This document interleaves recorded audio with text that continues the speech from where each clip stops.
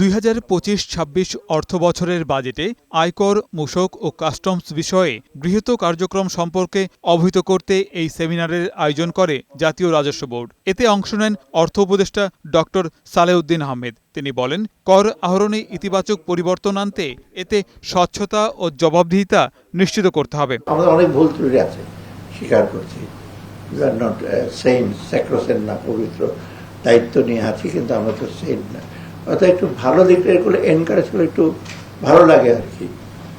আর খারাপ definitely constructive decision দরকার, কারণ ভ্রান্ত পথে যেতে পারি। এটা একটু কনস্ট্রাকটিভ হলে ভালো হয়।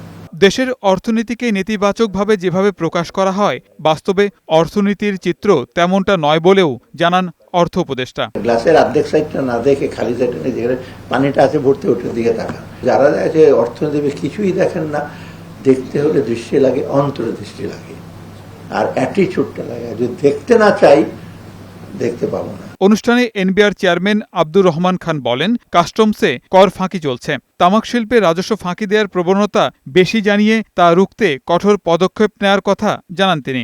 আইনের দিক থেকে কিন্তু খুব বেশি আর বাকি নেই। আপনি কাস্টমস আইন বলেন এবং ইনকাম ট্যাক্স আইন বলেন, এই দুই জায়গায় কিন্তু আইন দিয়ে আর তেমন কোনো আপনি রেভিনিউ আনতে পারবেন না, বরং আইন করে রেভিনিউ কমাইতে হবে। আপনাকে রেভিনিউ আইন আনতে হবে এনফোর্সমেন্ট থেকে। এই জায়গাটাতে আমাদের সবচেয়ে দুর্বলতা। সেমিনারে রপ্তানি বহুমুখীকরণকে মাথায় রেখে ওষুধ শিল্পে সর্বোচ্চ ছাড় দেওয়া হয়েছে বলে জানানো হয় এনবিআরের পক্ষ থেকে। গোলাম মোর্শেদ, বৈশাখী সংবাদ, ঢাকা।